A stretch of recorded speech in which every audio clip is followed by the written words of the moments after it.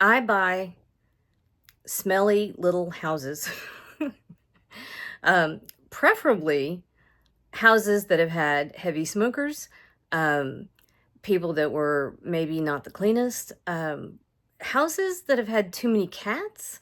I like those. Houses that you can call a Memaw special. I like those. I buy a lot of those. I like those houses because nobody else does. Those are the houses that don't look good on the MLS. People don't want to go in them. You walk in the door and immediately do that. You might walk in the door and see roaches. Um, those are the houses that sit on the MLS for a very long time. They have no curb appeal. Realtors don't like to show them. People don't want to go in them. They're not the ones that have open houses. They're the ones that are neglected. I call them Memaw specials because often they have odd colors. They're the houses that somebody's grandma lived in. They didn't get updated for a very long time, but there's a very good chance that Memaw kept the roof nice. She kept the HVAC up. If there was a problem, she had somebody come fix it. She just didn't have it painted, and she probably didn't tell Papa he had to go outside to smoke. So that's why it's a Memaw special. So you can go into those houses and buy them under market value because it doesn't take a whole lot of money to force a good bit of equity. So forcing equity is what it's called when you buy something under market value and do enough rehab or renovation, what have you. I like rehab, which is paint and maybe drywall, but not really the heavy renovation stuff like the electrical. I don't like having to go in and do foundation work. I don't like the having to rewire entire houses, although I will if I have to. So anyway, you go in and you do those things and you bring the value of the property up. And then you turn around and you have created equity. You've created value because of the work that you did. That's forcing equity. I love that. I think it's like waving your magic wand and having money fall out of the sky. Of course, it doesn't. That's not real. That doesn't happen. It just kind of feels that way sometimes. I live in the heart of Appalachia. I have been doing this for 12 years now.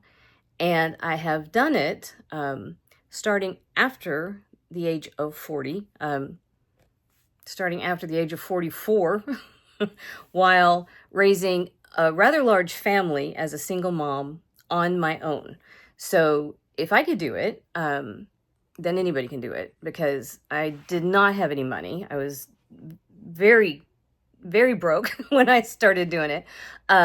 But I was willing to learn. I was willing to work very, very hard.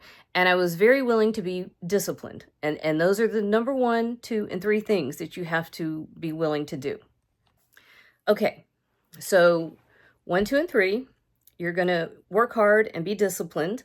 You are also going to realize that this is a long, careful, slow rehab, right? We're not doing this, we're not doing flips. I don't like flips. That's not for me. Flipping is a thing. Everybody seems to think flipping is the way to go. It's not for me. It's not my style. For a couple of reasons. Number 1, flipping is a great way to generate capital gains. And you can create a lot of money real fast. You can also wipe yourself out real fast, and I would rather not do that. Also, I got lucky to have a couple of people in my life that gave me some incredible financial lessons, whether they meant to or not. And one of the biggest was my stepfather right before he passed away.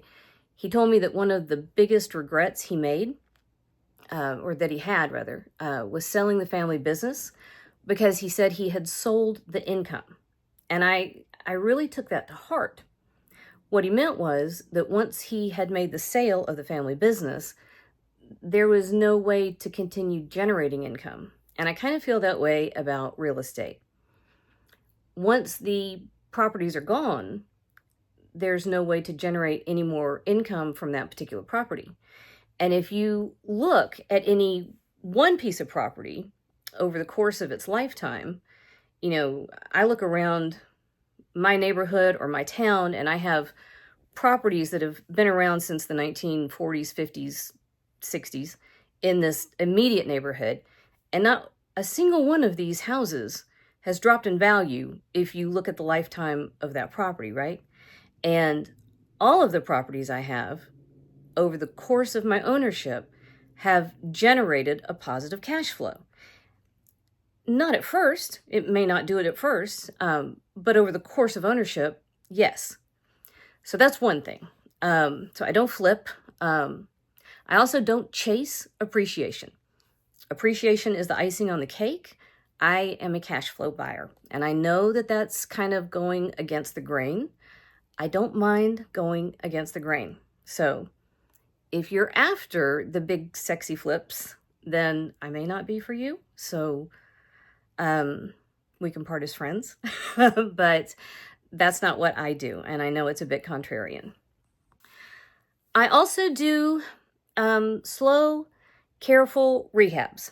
And I know that's not also typical. Because my properties are long-term holds, I very much would rather put in quality work from the beginning, because this is a property that hopefully my great-grandchildren will still be earning income from. So I believe in an investment up front. That doesn't mean I go crazy. I do not go putting granite countertops into something that a tenant is going to live in. I'm very cognizant of where I'm putting my money, but I am also aware that buying cheap means you're going to replace more often. So I make decisions based on the longevity of the investment, my property, right? I will not do a cheap flip. It's just not my style. So I make decisions based on the fact that for me, for our family, for what I do, I am building a long-term investment portfolio. And when I mean long-term, I mean very long-term. So none of my properties, hopefully, will ever go up for sale during my lifetime. And so I do work on my properties with a generational mindset. Okay, so I'm not very exciting, but I promise, one thing I promise, I will never rent a Maserati or a Lamborghini and stand in front of it and pretend that I own it. And I won't pull designer shopping bags out of the garbage and pretend that I shopped at those stores. I did go to Saks Fifth Avenue at Christmas, and my son bought one tiny little bottle of perfume, and we carefully folded up the shopping bag in a tennis room. That's it. We did that one thing. I think that's ridiculous. I really do. I think that high consumption lifestyle is pretty stupid, and that's not me either. I spent too much time broke and scared to feel like that's an option for me or for us or for our family. We just don't do that. And there's a whole lot of backstory there. It may come out, it may not. I don't know. But just know that's not what we do or who we are. So, there's that. So, wrong channel. All right, last couple things. I've been lucky enough to work in finance for the past 10 years, and that has given me a very unique perspective.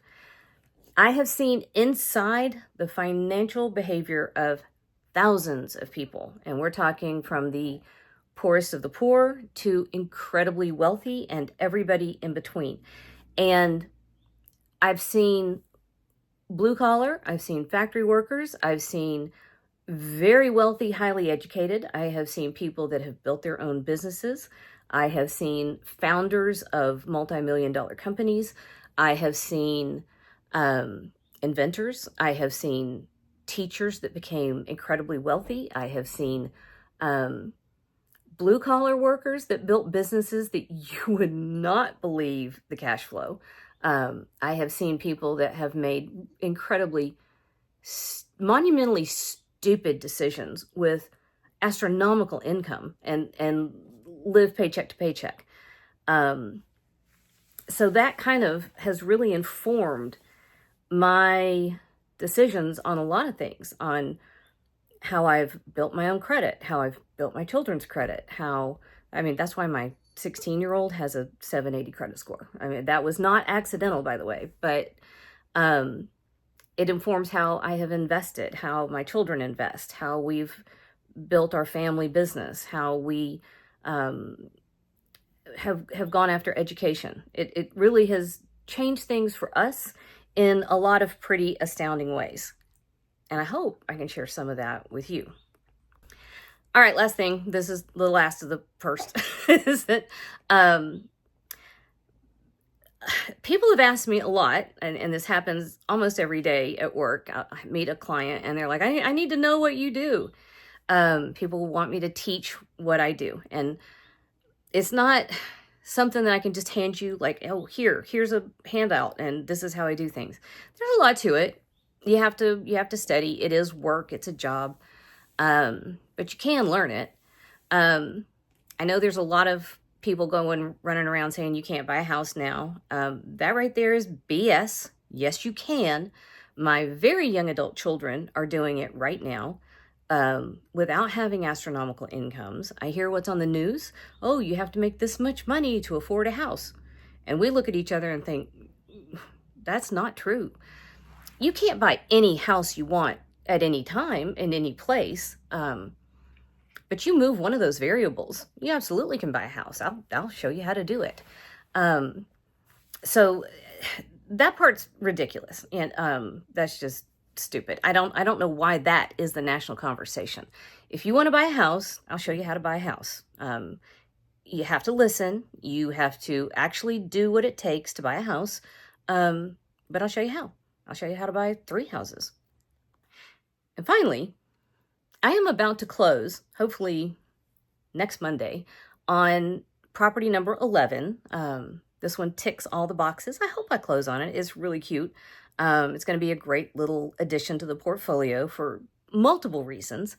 And this is kind of going to be the opportunity to walk you through all of it, start to finish, from putting the deal together to getting the tenant in it and refinancing it and pulling my money back out. And I'm going to show you everything from start to finish. I can't do it until it's actually mine, though. I feel like that's a violation of somebody else's privacy. And I don't want to do it because in a town as small as this one, any kind of publicity would affect somebody's property on the MLS, and that's incredibly rude. I don't want to do that. That's just not okay.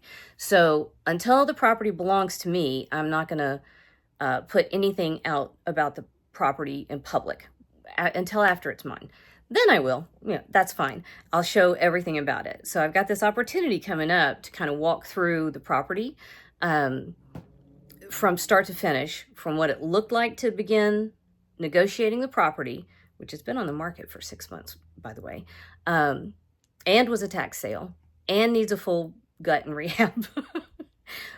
But I'm going to triple the value of it, and it's going to be a great rental, and it has a stupendous view of the Blue Ridge Mountains.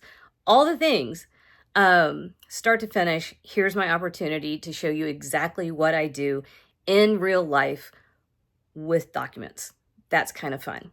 Okay, so keep your fingers crossed that we close next Monday. And if we don't, I'm still going to show you everything that I do. There's always going to be another deal. I hope it's this one, but if it's not, there'll be another one, right? So we'll just line ourselves up and be ready for when the right deal comes along. That's how we do it. We get ready to be ready so that we can act when the property happens, right? So that's what we're going to do. Be ready to be ready.